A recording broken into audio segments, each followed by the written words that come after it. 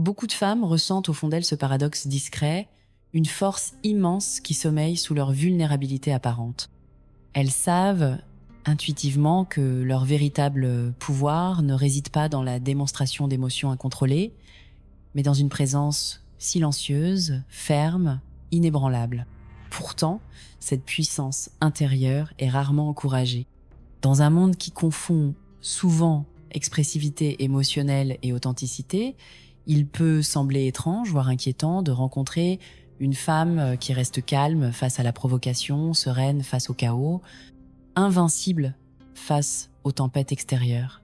Et pourtant, c'est cette maîtrise silencieuse qui constitue l'une des formes de puissance les plus impressionnantes. Être invincible, ce n'est pas ne rien ressentir. C'est ressentir sans se laisser submerger. C'est comprendre que l'émotion n'a pas besoin d'être exposée pour être vécue. C'est savoir que montrer chaque battement intérieur au monde entier, c'est offrir ses clés au chaos extérieur.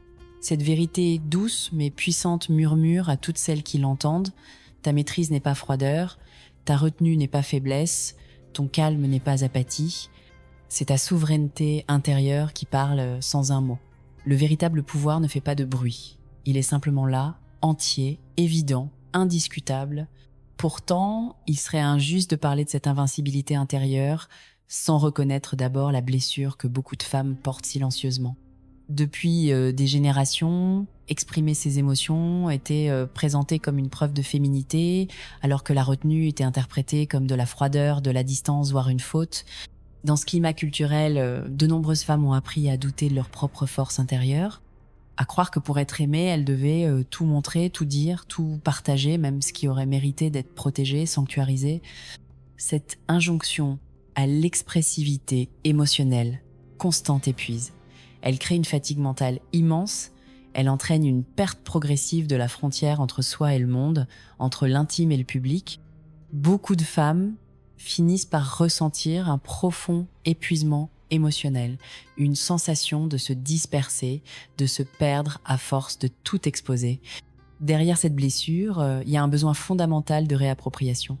Réapprendre à choisir ce que l'on montre et ce que l'on garde.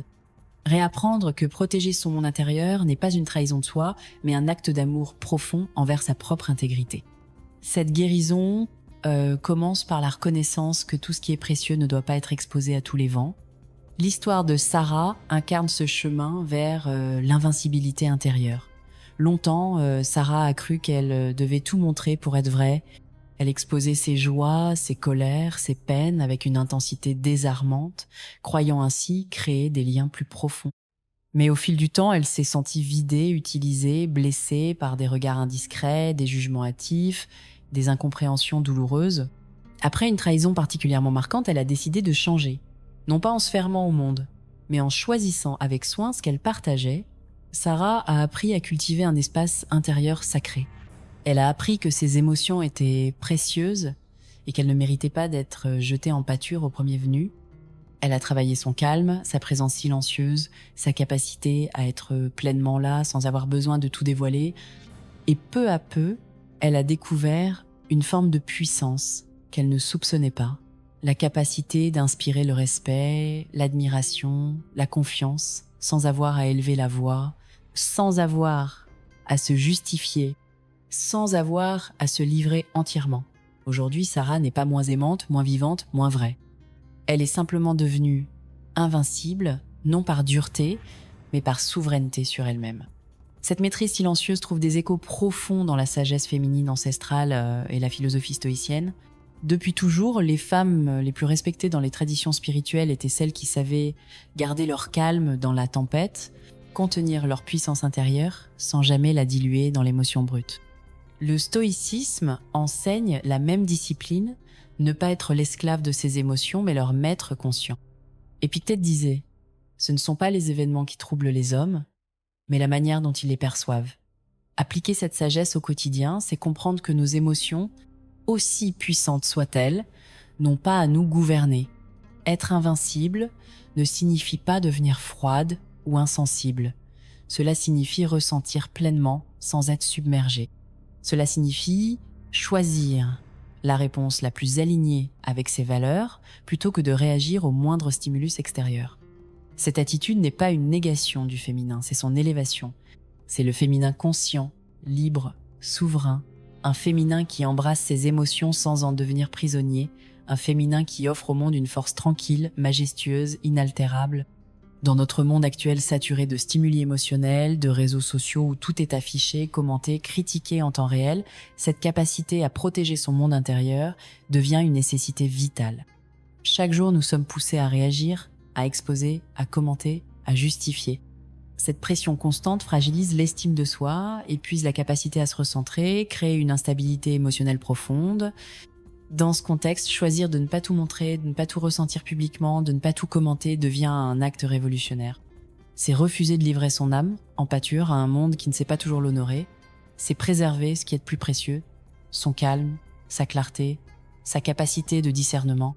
Aujourd'hui, être invincible, c'est savoir que l'on n'a pas besoin de répondre à tout, de réagir à tout, de justifier tout. C'est savoir que, parfois, la réponse la plus puissante est le silence. Parfois, la plus grande démonstration de force est l'absence de réaction. Cette posture ne nous éloigne pas du monde. Elle nous y ancre avec une présence plus dense, plus sereine, plus rayonnante. Aujourd'hui, je t'invite à retrouver cette souveraineté intérieure, à ne plus donner au monde extérieur le pouvoir de dicter ton état intérieur, à comprendre que ta vraie force ne réside pas dans ce que tu montres, mais dans ce que tu protèges. Tu n'as pas besoin de tout prouver, tu n'as pas besoin d'exposer ton cœur à chaque coin de rue, tu n'as pas besoin d'être une éruption d'émotions pour être authentique.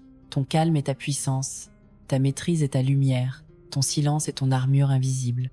Si ce message a réveillé quelque chose en toi, si tu sens cet appel à devenir invincible non par dureté mais par maîtrise, alors abonne-toi à cette chaîne pour continuer ce chemin de transformation intérieure. Like cette vidéo pour soutenir cette philosophie du pouvoir silencieux et partage en commentaire ton engagement à protéger ta lumière intérieure. Ensemble, créons un monde où le calme est une force, où la maîtrise est une libération, où la profondeur est la vraie grandeur. Merci d'être ici, merci de croire en ta puissance tranquille.